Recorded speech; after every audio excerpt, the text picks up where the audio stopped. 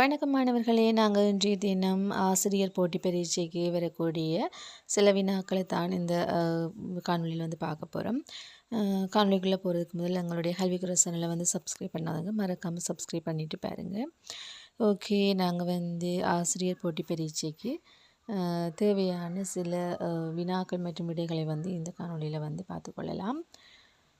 முதலாவது கேள்வி, 2014 இலங்கை ஆசிரியர் சேவை சட்டக்கோவையின்படி ஆசிரியர் தொழிலுக்கு சேர்த்து கொள்வதற்கு தகுதி பெறும் வயது எல்லை, அதாவது 18 தொடக்கம் 35 வருடங்கள்.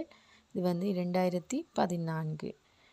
1948 பின்னர் இலங்கையின் கல்வியோடு தொடர்பான சகல நியமனங்கள் மற்றும் பதவி உயர்வுகள் விவகாரங்களை நிறைவேற்றுவதற்கு பொறுப்பான சுயாதீன ஆணைக்குழு யாது? அதாவது கல்வி சேவைகள் ஆணைக்குழு தான் இந்த கல்வியோடு தொடர்புடைய சகல நியமனங்கள் பதவி உயர்வுகளுக்கு பொறுப்பாக இருக்கின்றது. அதே போன்று இலங்கையிலும் நினைவு கூறப்படும் உலக ஆசிரியர் தினம் வருடத்தில் எத்தினத்தில் இடம்பெறுகின்றது? அதாவது அக்டோபர் 6. உங்களுக்கு எல்லாருக்குமே தெரிந்தது.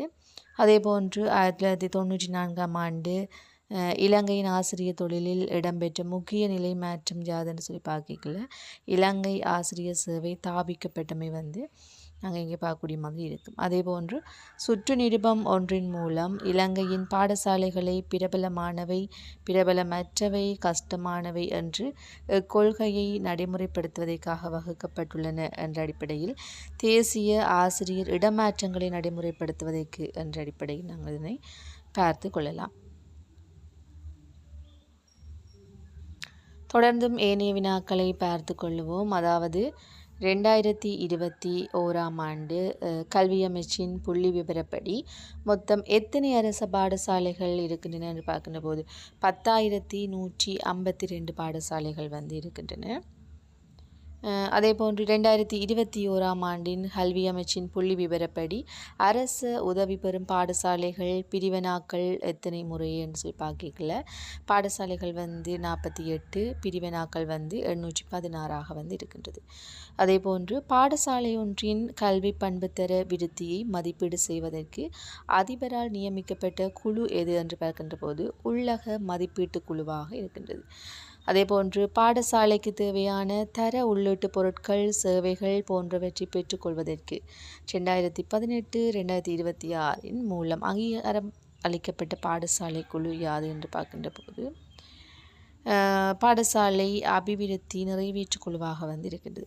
அதே போன்று ஆசிரியர் சேவைக்கு நியமிக்கப்பட்ட ஒருவர் எத்தனை ஆண்டுகளின் பின் ஆசிரியர் சேவையில் நிரந்தரமாக்கப்படுவர் என்று பார்க்கின்ற போது 3 வருட காலங்களின் பின்னர் அவர் நிரந்தரமாக மாற்றப்படுவர். அதே போன்று அரச நிறுவனங்களில் பெறக்கூடிய சேவைகள், பரீட்சைகள் தொடர்பான தகவல்களை பெற அரச தகவல் திணைக்களத்தை தொடர்பு கொள்ள உதவும் அவசர தொலைபேசி இலக்கம் 1919 இருக்கின்றது. அதே போன்று காப்போத்த உயர்தர கலை மற்றும் வர்த்தக பாடத்துறைகளை கொண்ட பாடசாலைகள் அல்லது அதில் ஒரு பாடத்துறையை கற்பிக்கும் பாடசாலைகள், விஞ்ஞான பாடத்துறையை கொண்டிராத பாடசாலைகள், அத்தோடு சில பாடசாலைகளில் தொழில்நுட்ப பிரிவை கொண்ட பாடசாலைகள் எவ்வாறு அழைக்கப்படுகின்றன பார்க்கின்ற போது 1C பாடசாலை என்று நாங்கள் அதனை அழைத்துக் கொள்வோம்.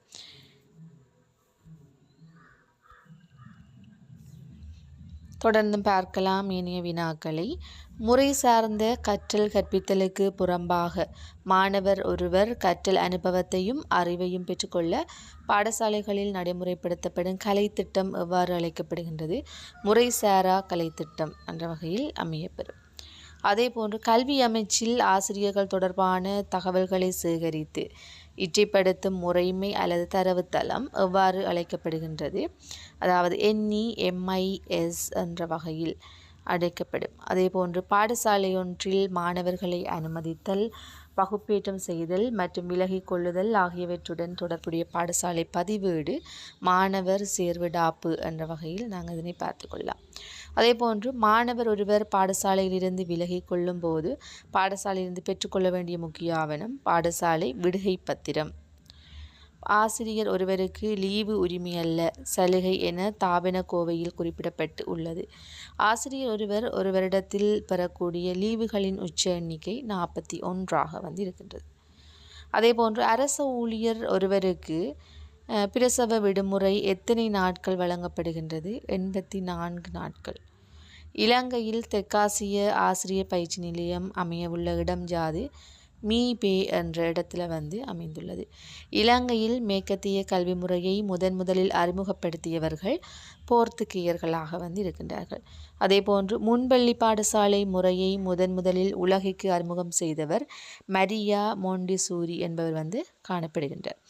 அதே போன்று கல்வி அமைச்சின் கீழுள்ள நிறுவனம் அல்லது அமைப்பு அல்லாதது எது என்று பார்க்கின்ற போது அரசாங்க சேவை ஆணைக்குழுவாக இருக்கின்றது. தொடர்ந்தும் ஏனைய வினாக்களை பார்த்து கொள்வோம். அதாவது இலங்கையின் தேசிய கல்விக் கொள்கையை தயாரிப்பதற்கு பொறுப்பாக உள்ள அமைப்பு தேசிய கல்வி ஆணைக்குழு. 2021ஆம் ஆண்டில் இலங்கையின் கல்வித்துறையில் உள்ள மிக பிரதான நிர்வாக கட்டமைப்புகள் 5ஆக இருக்கின்றது.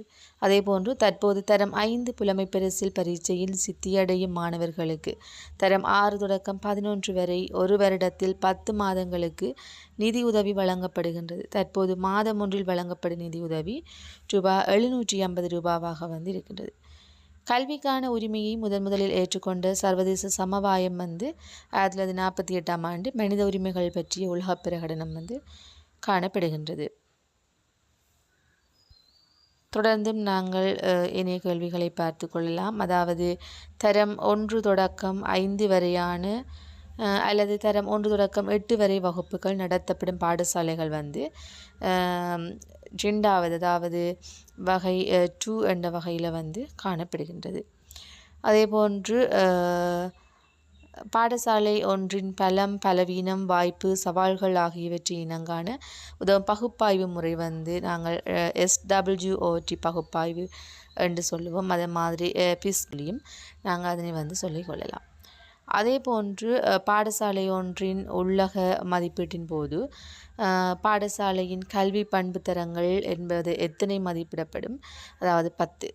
பாடசாலை திட்டம் ஒன்றுக்கு தேசிய பாடசாலைகள் யாரிடமிருந்து அங்கீகாரத்தை பெற வேண்டும்? தேசிய பாடசாலை பணிப்பாளரிடமிருந்து அங்கீகாரத்தை பெற்றுக்கொள்ள வேண்டும். அதிபர்கள் ஆசிரியர்கள் அங்கத்துவ கட்டணம் செலுத்தாமல் அங்கத்துவம் பெறக்கூடிய பாடசாலையுடன் தொடர்புடைய அமைப்பு பாடசாலை அபிவிருத்தி சங்கம். கல்வி சுற்றுலா செல்வதற்கான அங்கீகாரத்தை யாரிடம் பெற வேண்டும்? வலய கல்வி பணிப்பாளரிடம் பெற்றுக்கொள்ள வேண்டும்.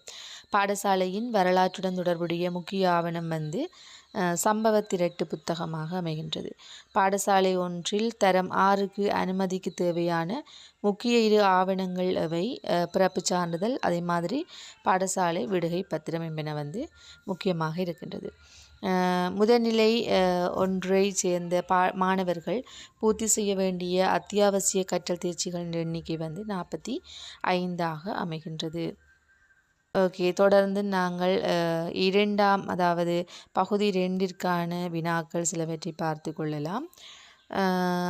ஆரம்ப பிரிவுக்கான 3 பிரிவுகளும் அவை. அதாவது நாங்கள் முதல்நிலை என்று பார்க்கல அங்கே தரம் 1 தொடக்கம் 2ஆம் வகுப்பையும் முதல்நிலை 2 என்று பார்க்கல அங்கே தரம் 3 தொடக்கம் 4ஐயும் அதே மாதிரி முதல்நிலை 3 என்ற வகையில் நாங்கள் அந்த பிரிவுகளை பார்த்து கொள்ளலாம். அதே மாதிரி இடைநிலை கல்விக்கான கலை திட்டத்தின் 3 பிரிவுகளும் அவை. கனிஷ்ட இடைநிலை அதாவது 6 தொடக்கம் 9, சிரேஷ்ட இடைநிலை 10 தொடக்கம் 11, உயர்தரம் 12 தொடக்கம் 13ஆக அமைகின்றது. அதே போன்று 13 வருட உறுதிப்படுத்தப்பட்ட பாடத்துறையின் பிரதான 3 கூறுகளும் அவை. அதாவது பொது பாடத்துறை, செயன்முறைசார் பாடத்துறை, நிறுவன தொழில் பயிற்சி சம்பந்தமான பாடத்துறையாக அமைகின்றன. அடுத்தது முறைசாரா கலைத்திட்டத்தின் 2 பிரிவுகளும் அவை. இணைக்கலை திட்டம் அதே மாதிரி மறைக்கலை திட்டம் என்ற வகையில் இரண்டுமே முறைசாரா கலைத்திட்டத்துக்களை உள்ளடங்குகின்றது. ஆசிரியர் ஒருவருக்கு அரசினால் வழங்கப்படும் சலுகைகள் என்று பார்க்கின்ற போது இலவச புகையிரத கட்டண சேவை அதாவது நாங்கள் புகையிரத சேவை அங்கே இலவசமாக வழங்கப்படுகின்றது. அதே போன்று மருத்துவ செலவு சம்பளத்துடன் கற்கை விடுமுறை போன்றன இங்கே நாங்கள் பார்க்கக்கூடியவையாக அமைகின்றது. அதே மாதிரி பாடசாலை ஒன்றில் பேணப்படும் நிர்வாகம் சார்ந்த பதிவேடுகள் ஆசிரியர் வரவு பதிவேடு அதே மாதிரி மாணவர் சேர்ப்பிடாப்பு சம்பவ திரட்டு புத்தகங்கள் என்பன இங்கே நாங்கள் பார்க்கக்கூடிய அதாவது பாடசாலையில் பேணக்கூடிய நிர்வாகம் சார்ந்த பதிவேடுகளாக அமைகின்றன. தொடர்ந்து பார்க்கலாம். பாடசாலை ஒன்றில் பேணப்படும் நிதி சார்ந்த பதிவேடுகள் என்று பார்க்கின்ற போது அங்கே காசு புத்தகம் அதே மாதிரி பாடசாலை அபிவிருத்தி கணக்கீடு, வரவு கட்டுப்பாட்டு பேரேடு என்று சொல்லி நாங்கள் சில உதாரணங்களை வந்து இங்கே பார்த்து கொள்ளலாம். எனவே தொடர்ந்து நாங்கள் இன்னொரு காணொளி மூலம் ஏனைய ஆசிரியர் போட்டி பரீட்சைக்கு தேவையான சில வினாக்களை வந்து பார்த்து கொள்ளலாம். எனவே தொடர்ச்சியாக எங்களுடைய கல்விக்குரலுடன் இணைந்திருங்கள்.